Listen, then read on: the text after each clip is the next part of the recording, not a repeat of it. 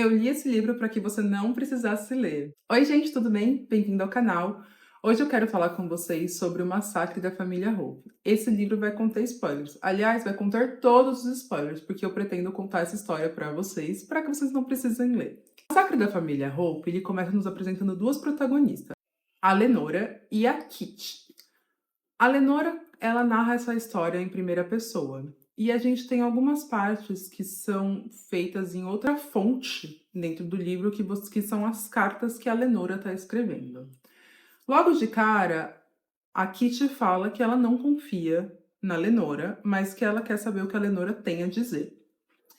A história, então, passa desse prólogo e começa a contar a história da Kitty. A Kitty está morando com o pai dela, de favor, porque ela foi afastada do emprego dela durante 6 meses, porque ela é uma cuidadora de idosos e uma paciente morreu nas mãos dela e houve uma investigação policial da qual ela foi inocentada.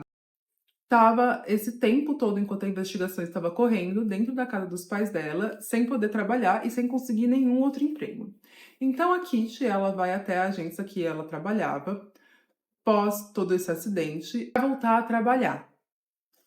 E o chefe dela, que tá louco para dispensar ela, manda ela para casa da família Hope. A mansão da família Hope é uma mansão que fica em cima de um precipício de frente para o mar, na zona rica da cidade onde eles moram. Essa mansão aconteceu um massacre anos atrás. A história se passa nos anos 80 e esse massacre aconteceu em 1929.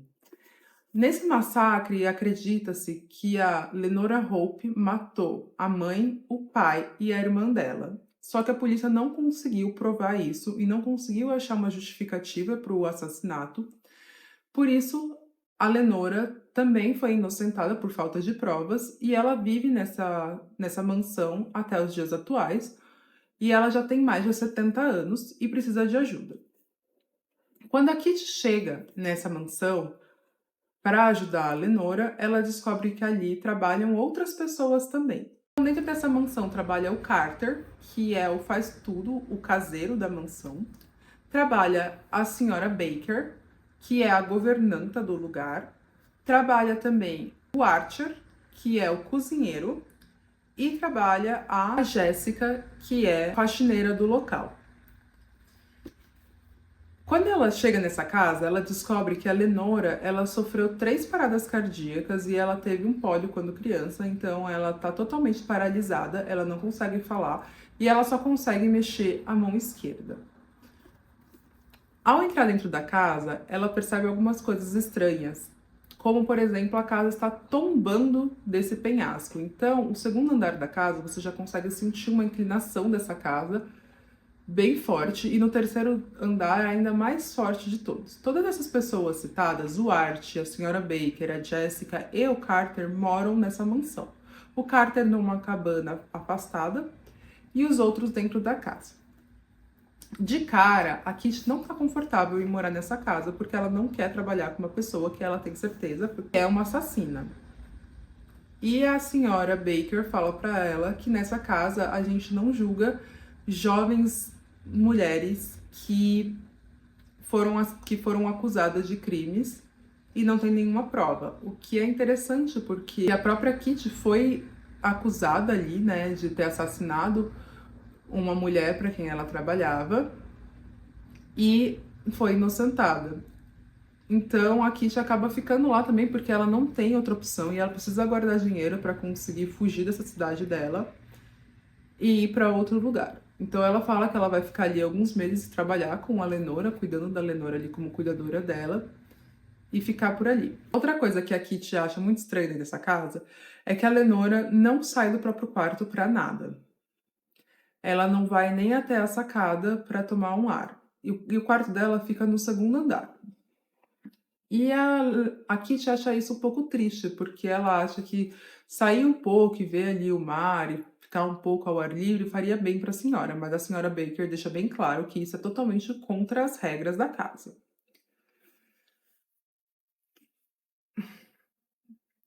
A Lenora, ela gosta muito de histórias. A Jéssica grava audiobooks para que a Lenora consiga ouvir e elas conversam ali por um sistema de mexer a mão. 2 batidinhas na cadeira de rodas ou na cama quer dizer sim, uma batidinha é não. E é assim que ela começa a conversar com a Lenora. Logo de cara, ela fala para a Lenora ali que ela gostaria de saber toda a história, porque ela não se sente confortável em trabalhar com uma pessoa que matou os próprios pais e a irmã, e se a Lenora fez realmente aquilo. A Kitty, quando ela chega na casa, ela fica sabendo que a ex-cuidadora da Lenora saiu, sumiu do dia para noite sem deixar nenhum tipo de vestígio. E ela deixou todas as coisas dela dentro do quarto. Roupas novas, roupas com etiquetas, roupas de trabalho, os livros que ela tinha, até a maleta de remédios que elas deixam guardada num cofre embaixo da cama, ainda tá lá. A única coisa que ela não encontra é um espaço vazio onde deveria caber uma mala de mão. Durante a noite, a Kitty começa a ouvir barulhos no quarto da Lenora. E mesmo quando ela entra lá, ela não encontra ninguém. O que ela fica encucada que tem alguém visitando a Lenora durante a noite. A antiga cuidadora da Lenora deu para ela uma máquina de escrever antiga. E ao passar o tempo lá, a Kitty consegue ver que a Lenora consegue escrever com aquela única mão que ela usa, a mão esquerda, ela consegue datilografar algumas coisas. Então elas começam a conversar ali, né, datilografando as coisas, e a Lenora começa a contar da vida dela. Ela fala para Kitty: Kitty, eu vou te contar tudo, mas eu preciso te contar do começo. E como ela só consegue usar uma mão e mexer bem devagar, as coisas vão sendo contadas aos poucos para a gente. Então, a Lenora conta que ela vivia numa casa que era uma casa para o pai dela mostrar o quão rico ele era, mas o quanto eles eram infelizes por dentro, e que aquela casa mostrava exatamente o quanto cada pessoa dentro daquela casa era isolada. O pai dela, ele era um traidor, que estava sempre ocupado ou com negócios ou traindo a mãe dela com as empregadas. A mãe dela era viciada em láudano e ficava o dia inteiro na cama, drogada. E ela tinha uma irmã chamada Virgínia, que ela odiava, que sempre tentava tomar dela tudo que ela gostava. E as duas realmente não se davam bem. A Lenora continua contando essa história, falando que a lembrança mais marcante que ela tem daquele dia é ela saindo na chuva com a camisola toda cheia de sangue e jogando a faca ensanguentada do abismo ali pela baluastra. Daí ela começa a falar como que a história aconteceu 8 meses antes. Então ela conta que era aniversário dela e que só os empregados ali cantam parabéns para ela e que ninguém se importa com ela e que ela estava pensando em se matar, quando ela conhece um cara que começa a dar atenção para ela. A Kitty fica muito curiosa para saber quem é esse cara. Uma conversa com o Carter conta para ela que ele não acredita que foi a Lenora quem matou os próprios pais, que quem matou foi um cara chamado Ricardo. Então a Kitty vai lá e confronta a Lenora perguntando quem é Ricardo e se ele estava lá no dia da morte dos pais da Lenora, e ela fala: eu quero falar do Rick. E ela começa a contar que ela teve um amor ali pelo Rick. Então a gente descobre que o Ricardo, na verdade, ele era um caseiro da casa, que era casado com uma das empregadas que também trabalhava ali dentro da casa. E ele estava lá, teoricamente, no dia que aconteceu tudo. Então ele se torna mais um suspeito do que aconteceu. Em uma conversa com a Jéssica, que é a faxineira ali da residência nos dias atuais, a Kitty faz o tour dos assassinatos e ela passa por cada um dos cômodos onde aconteceu cada um dos assassinatos, e a Jéssica vai contando o que aconteceu naquele dia. Então ela passa ali pela sala de jogos, onde a garganta do pai foi aberta e ele morreu em cima da mesa de sinuca. Ela passa pela escadaria, onde a mãe foi encontrada morta com várias facadas na barriga, facada no coração. E depois elas passam pelo salão de baile, onde a irmã foi encontrada enforcada. Então a Kitty continua ali naquela dúvida, né, de quem que foi que assassinou todas aquelas pessoas. E o terreno onde a casa foi construída começa a cair no mar, pedaço por pedaço ali, a casa vai tombando cada vez mais. E a Kitty fala que é um fato de que aquela casa vai desabar a qualquer momento e vai ser engolida ali pelo mar. Um dia, quando a Kitty está andando à noite ali na residência, ela olha pela balaustrada e ela vê um corpo 30 metros abaixo na praia, porque a maré recuou e ela acaba chamando a polícia. Quando a polícia chega lá, esse corpo pertence a Mary, que é a ex-cuidadora da Lenora. Então, a Kitty ali, ela já fica totalmente paranoica de que a Mary não foi um suicídio, porque é a primeira hipótese ali da polícia, que a Mary foi empurrada por alguém, porque a Mary já vinha trabalhando com a Lenora nessa história. Porque a Lenora fala que ela gostava muito da Mary e que ela já estava escrevendo a história dela para a Mary. Enquanto a Jéssica, que era muito amiga da Mary, está ali chorando e elas estão conversando, a Jéssica mostra para Kitty uma foto onde a Mary está do lado da Lenora e a Lenora está datilografando a história dela. Quando a polícia chega ali para perguntar para a Lenora se ela sabe datilografar e se ela sabe o que aconteceu com a Lenora mente para a polícia e fala que ela não sabe fazer isso. E a Kitty paga de mentirosa mais uma vez para o detetive que já não gosta dela, porque a essa altura a gente já descobriu na história que a Kitty trabalhava como cuidadora e a mãe dela teve um câncer gravíssimo.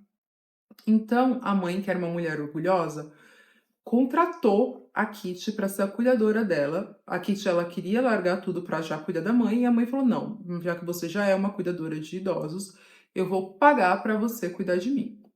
E a Kitty foi lá e ficou cuidando da mãe dela. A mãe dela estava com uma dor alucinante já. Então a Kitty leva a mãe dela no médico e pede pro médico prescrever fentanil para a mãe dela. E ele fala que fentanil tem um alto grau de overdose, então ela não pode tomar mais de um comprimido. A Kitty fala ok, leva a mãe para casa, a mãe tá com muita dor, e daí ela dá um comprimido para a mãe, e a mãe pede para que a Kitty deixe os remédios lá, porque a mãe ainda tá com muita dor e ela quer tomar mais um comprimido dali a algum tempo, porque ela tá sofrendo. E a Kitty, com dó da mãe dela, deixa eu comprar os comprimidos lá, e no dia seguinte, quando ela acorda, a mãe dela tomou todos, deixou apenas um comprimido dentro do pote, morrendo ali de uma overdose, e a Kitty foi acusada de matar a mãe dela. Então, a primeira hipótese ali da polícia é que a Kitty tenha forçado a mãe dela a tomar todo aquele fentanil para ter uma overdose. E depois, como eles não conseguem provar isso, não conseguem ver uma justificativa, eles falam que foi uma morte acidental, que a mãe dela provavelmente tomou os comprimidos ali para tentar se matar porque estava com muita dor, e que a Kitty, na verdade, ela não é responsável pela morte da mãe dela, porque foi acidental, ela só esqueceu ali. A Kitty admite que ela não esqueceu ali, que ela deixou para que a mãe dela tivesse acesso ao medicamento, mas que ela não esperava que a mãe dela se matasse por isso. E o pai da Kitty, nesse tempo todo, mesmo nesses 6 meses que a Kitty estava morando com ele não fala com ela. Ele simplesmente, quando chega um jornal acusando ela de ter matado a própria mãe, ele fala: "Kitty, nada disso é verdade, né?" E nunca mais troca uma palavra com ela. Ele simplesmente não olha para a cara dela e finge que ela não existe. Então a história vai passando, a gente vê ali quais são as motivações de cada um daqueles personagens que estão lá dentro. Então a Jéssica acaba pegando a mala dela e indo embora depois que ela descobre que a Mary tá morta. O Archer, ele sempre esteve dentro da casa, ele mora lá desde que ele tinha 14 anos como assistente de cozinha e ele acabou ficando por lá e virou o chefe de cozinha. O Carter, depois de um tempo, porque a Kitty tá achando que foi ele quem empurrou a Mary, ela descobre que, na verdade, o Carter está naquela casa porque ele acha que a Lenora pode ser a avó dele. Por quê? Ele mostra para ela uma foto da Lenora grávida e ele fala que o pai dele foi abandonado numa igreja quando um dia de Natal e que o pai dele quase morreu de frio e ali um padre encontrou o pai dele cresceu num orfanato, conheceu a mãe dele ali e teve ele, e que ele nunca soube quem é a família dele. E vendo aquela foto da Lenora grávida, as datas bateriam, porque ele acha que a Lenora ali naquela foto, que tem uma data atrás, que tá como setembro, deve estar uns 6 meses grávida, e que até dezembro o bebê teria nascido. Então ele tá ali naquela casa na expectativa de que encontre a família dele. E ali a Kitty fala que ela pode ajudar, porque a Lenora tá contando pra ela a história. Então a Kitty chega ali pra Lenora e fala: "Eu quero saber do bebê". A Lenora fica um pouco assustada ali, né? E ela fala que ela vai contar, só que ela tem que contar aos poucos, e ela começa a contar a história do Rick, né? Que a gente voltou ali, que era a história do homem por quem ela se apaixonou. Daí ela conta que esse homem apareceu um dia pra ela, no dia de aniversário, pensando ali em se matar. Esse homem apareceu e ele fez ela se sentir bonita e amada, que era uma coisa que ela não se sentia naquela casa. Os pais estão nessa briga, né? O pai ali traindo a mãe dela, ela chega a pegar o pai dela traindo a mãe dela, né? Nessa história toda ela tem 16, 17 anos. E a mãe dela totalmente drogada. Então ela fala que ali ela teve a primeira vez dela com esse tal de Rick, uma semana depois de conhecê-lo, e que ela estava planejando casar e sumir com ele. Só que, depois de um tempo, ela descobre que ela estava grávida. O Rick, a princípio, fica muito feliz que vai ser pai e eles começam a falar de fugir juntos. Até a fatídica noite. Os sons que a Kitty escuta no quarto ficam cada vez mais altos e ela começa a ter certeza que a Lenora, na verdade, consegue se mover. Também tem um caso de quando a Kitty está conversando com outra pessoa ali e ela deixa a Lenora escutando um audiobook e quando ela volta o audiobook está pausado. Não teria como a Lenora ter pausado esse audiobook, dado que ela só consegue mexer a mão esquerda e esse audiobook estava entre a mão direita e o sofá e o encosto ali. Então ela tem certeza que a Lenora tá podendo se mexer sim. E ela tenta, a experiência que ela tenta para provar de que a Lenora pode se mexer é pegar um globo de neve que a Lenora amava e jogar na mão dela, na mão direita dela, porque se ela não segurasse esse globo de neve, ia cair no chão e ia se estilhaçar inteiro. E se ela segurasse, era a prova de que a Lenora conseguia sim mover mais partes do corpo além da própria mão. A Lenora não segura, né, esse globo, e esse globo explode no chão. E a Lenora fica extremamente chateada com a Kitty e para de contar para ela a história do que aconteceu. A Kitty, para tentar se redimir ali, ela leva a Lenora para o quintal da casa para tomar um sol, porque era uma coisa que a Lenora queria há muito tempo ficar ao ar livre, porque fazia muitos anos, décadas até, de que ela não saía para o lado de fora da casa. Ela leva a Lenora lá para fora e nisso a senhora Baker, o Art e o Carter voltam para casa, porque eles tinham saído para o velório da Mary, que aconteceu ali. Foi o momento que ela conseguiu ficar sozinha na casa com a Lenore, e ela usou esse momento para tentar ali falar com a Lenore. Então ela estava levando a máquina de escrever para baixo para a Lenore poder contar a história, continuar contando a história quando isso acontece. Nesse ponto, a Kitty tem certeza que vai ser demitida, mas não é isso que a senhora Baker faz. Ela dá uma bronca ali na Kitty, mas a Kitty acaba continuando na casa. Se ela quiser continuar na casa, ela pode continuar na casa. Gente, nesse ponto da história já tá acontecendo bastante coisa, tá? Tem várias coisinhas acontecendo menores que não são muito importantes para os plots finais, então eu vou deixar de lado e vou, para esse vídeo não ficar muito longo, mais longo do que ele já tá ficando, eu vou focar com vocês nas coisas principais que acontecem, tá? Então a gente consegue ver que aqui as cartas que a gente tá lendo da história da Lenora, na verdade, foram escritas para Mary e não para Kitty, porque ela já começa a citar o nome da Mary nesses trechos, contando a história dela. A Kitty ela tá totalmente já paranoica e ela vai no quarto da senhora Baker para tentar investigar o que tá acontecendo, se a senhora Baker sabe mais sobre o que tá, ou sobre se a senhora Baker esconde alguma coisa relacionada àquilo. E ela encontra entre as coisas da senhora Baker pagamentos desde 1929 a uma casa de repouso onde está a esposa do Ricardo. Então a Kitty ela vai até essa casa de repouso, ela finge ali para a recepcionista que ela é do seguro e ela vai conversar com essa senhora. Essa mulher ela fala que o Ricardo dela sempre foi fiel e que ela amava o marido, até que aquela Lenora seduziu ele. E ela tem um ódio da Lenora e ela fala que no dia do assassinato ela encontrou com a Lenora na escadaria e que ela nunca vai esquecer da Lenora coberta de sangue, com aqueles olhos azuis vibrantes olhando para ela. Quando a Kitty volta para casa, ela enfrenta a senhora Baker para falar com a senhora Baker e ela fala: "Eu já sei que você é a Lenora e que quem tá no quarto é a Virginia".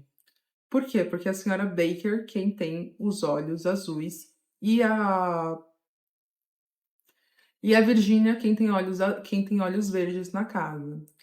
Quando, quando a Kitty chega na casa, eles têm quadros ali, né, das pessoas que moravam naquela casa ali, da família Hope. E ela rasga ali um crepe que existia na frente para mostrar que aquelas pessoas morreram e ela consegue ver ali o rosto da suposta Virginia, que na verdade era Lenora, que é a senhora Baker. Então ela enfrenta ali a senhora Baker e a senhora Baker conta realmente que ela é a Lenora e que ela se passou pela identidade da senhora Baker para poder rodar no mundo e que a Virginia, que realmente foi a causadora de tudo, tá ali e assumiu a responsabilidade. Então vamos contar o que aconteceu naquele dia, né? Que a gente vai descobrindo ali pelas cartas da Virginia, que agora tá ali com a identidade de Lenora. A Virginia, ela se apaixonou pelo Rick. Ela ficou grávida e ela queria fugir com ele. Só que tinha como, porque ela era muito jovem, ela não tinha dinheiro e ele também não. Então ela começa a esconder a gravidez dela.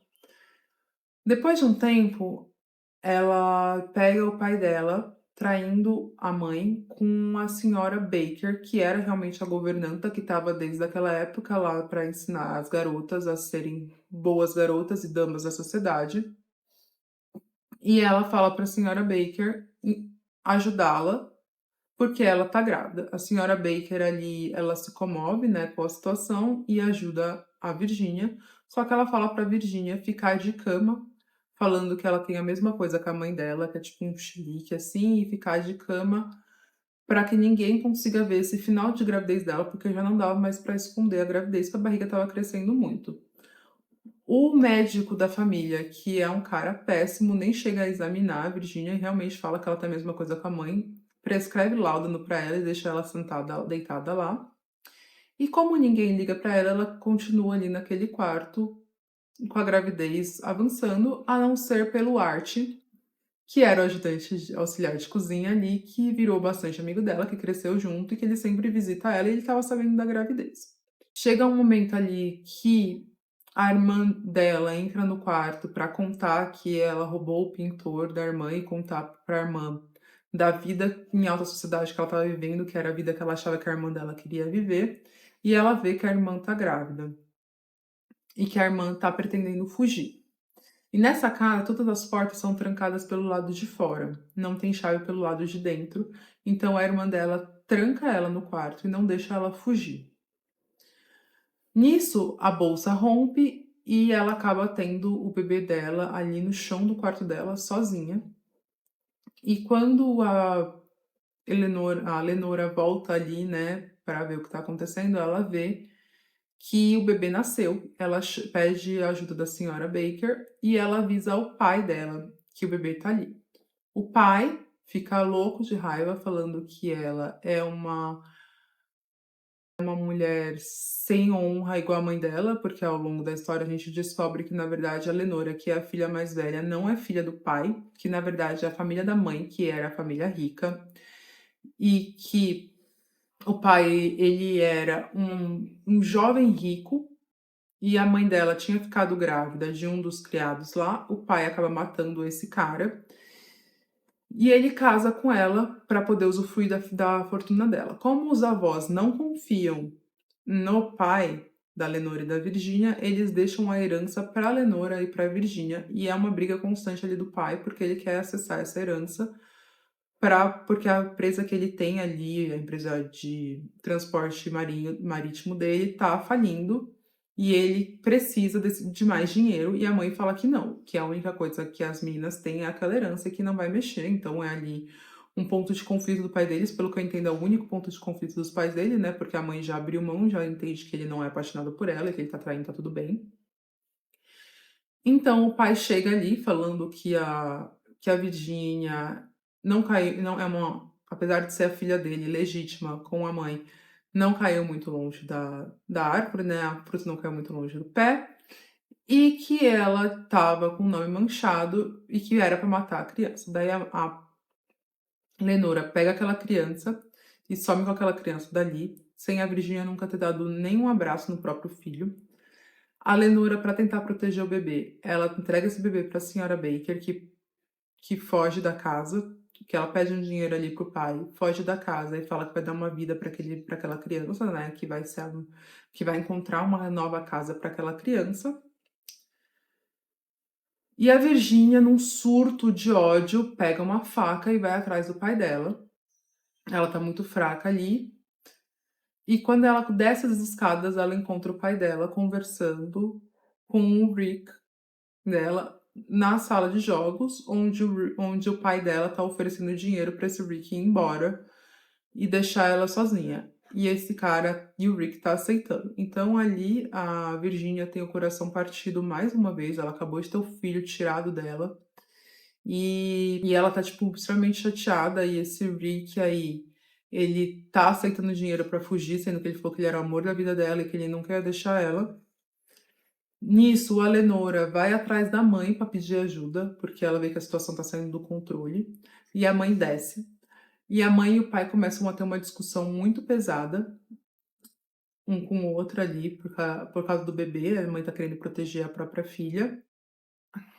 Então ela começa a ouvir gritos ali, né? E ela foge ali com o Rick, ela tá bem decepcionada com ele e tal. E a mãe dela sai da sala de jogos com a faca na mão e hum, ela tá com facadas na barriga.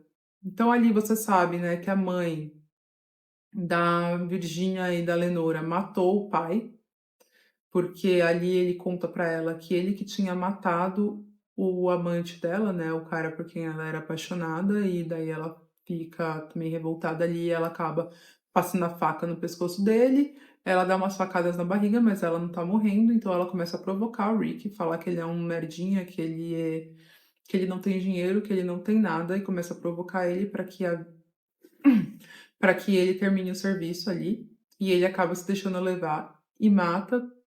Então ela vê a mãe dela ali morta na escada, que o Rick matou, ela fala pro Rick ir embora e nunca mais voltar. Ela pega aquela faca e joga ali no mar, arremessa no mar e vai pegar uma corda para se matar. Nisso a Lenora tá gritando que nem uma louca pela casa.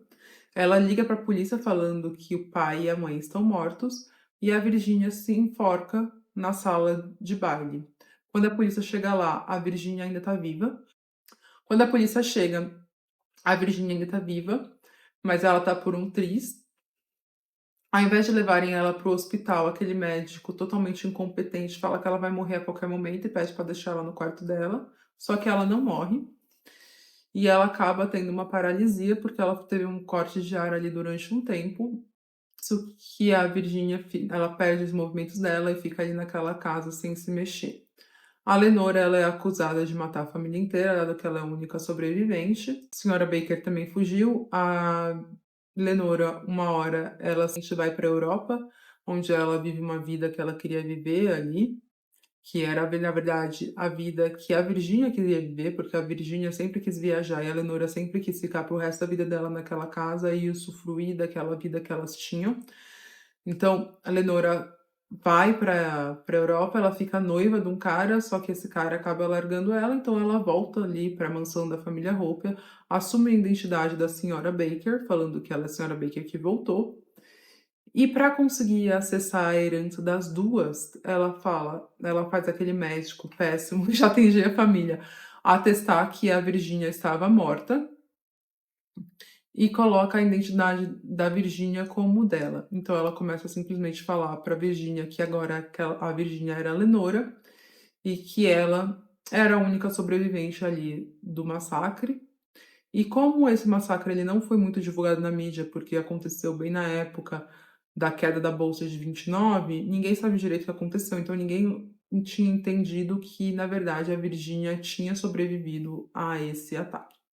Então, Virginia toma ali a identidade de Lenora, Lenora toma a identidade de Senhora Baker. O Archer sabe de tudo, mas ele não vai embora porque ele é bem fiel ali à Virginia e ele continua na casa e eles sabem de tudo o que está acontecendo. Então, esse aqui a gente tem o primeiro plot da história. Então, nesse ponto da história, a Virginia descobre tudo o que aconteceu e ela vai para casa dela. Ela pode voltar para casa porque ela precisa absorver tudo e ela quer falar com o pai dela e contar pro pai dela que, na verdade, sim, ela tinha deixado ali aqueles remédios disponíveis para a mãe dela, né? Porque o pai dela, em algum momento ali, ele vai procurar ela, fala que ela tinha que sair daquela casa, que aquela casa é amaldiçoada e tal. E é a primeira vez dela ver o pai dela se preocupando com ela, só que ali ela tá com ódio dele, então ela não vai embora.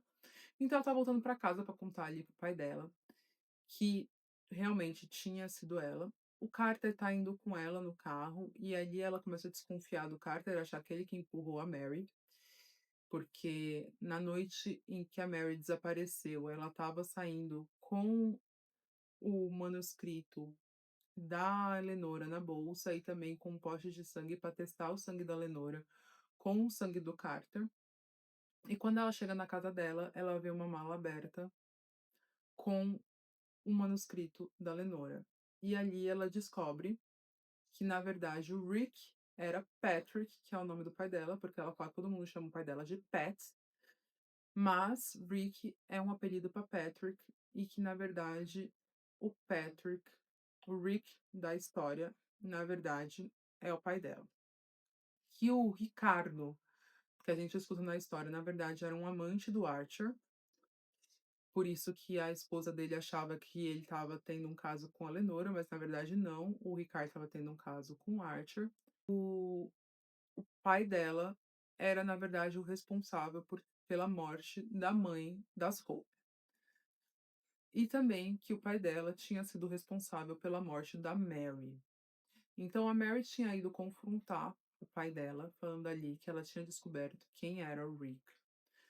E ela mostra ali as páginas da Lenora, falando que ela sabia quem era ele e que ela queria fazer um teste ali de paternidade com o Carter. E o Rick ele se sente ameaçado ali e acaba matando a Mary, empurrando ela ali da casa. Nisso, quando ela confronta, o pai dela chega, ela tem ali um confronto com o pai dela e ela descobre que o pai dela também foi o responsável pela morte da mãe dela. Ela tinha deixado ali os remédios para a mãe dela tomar, né? Então ela tinha achado que sim, a mãe dela tinha se cometido um suicídio, mas não, o pai dela forçou o remédio na boca da mãe dela, porque ele não aguentava, diz ele que não aguentava mais ver a sofrência da esposa, então ele acaba matando a própria esposa. Então a gente tem aqui outro plot desse livro. E aí ela volta para casa, porque o pai, como ela vê ali, né, que o pai dela não tá em casa, que ele deixou aquela bolsa ali, que era a bolsa da Mary com o manuscrito, ela volta para casa achando que o pai dela tá dentro da casa e que ele vai matar a Lenora, porque ela é a única ponta solta dessa história toda, né? A Lenora que não é a Lenora, que é a Virginia. Então ela volta para casa, o pai dela realmente tá lá, é lá que eles têm esse confronto, onde ele fala que ele que matou a mãe dela, realmente, por isso ele não conseguiu olhar na cara dela, porque ele não conseguiu olhar pra cara dela e ver a tristeza que ele tinha feito ali. Depois que acusaram ela, ele ficou com vergonha de contar e deixou ela sofrer sozinha, enfim. E nisso, a casa começa a desmoronar efetivamente, então a casa começa a inclinar lá e a cair. Tem uma briga entre a verdadeira Lenora e o pai da Kitty, né? Então, eles lutam, mas no final o pai dela ajuda ela a tirar a Lenora a Virgínia da casa. E o pai e a Lenora, verdadeira, ficam dentro da casa para casa cair no mar e eles morrem junto com a casa. A Kitty leva a Virgínia para casa dela e começa a cuidar dela lá na casa dela, porque ela fala que ela não consegue mais deixar a Virgínia sozinha. Um dia ela chega em casa e a Virgínia não tá mais na casa dela, e a Virgínia deixa uma carta para ela. Nessa carta, a Virgínia conta que a Jéssica, na verdade, era a neta dela, que a Jéssica foi atrás e que ela entrou, conseguiu um emprego na casa para se aproximar da Virgínia, que um dia ela tá, enquanto ela gravava os audiobooks lá, ela fala no audiobook: "Eu sei que você não é a Lenora, eu sei que você é a Virgínia", e que as 2 começaram a conversar, e que ela estava lá para ficar próxima da avó dela.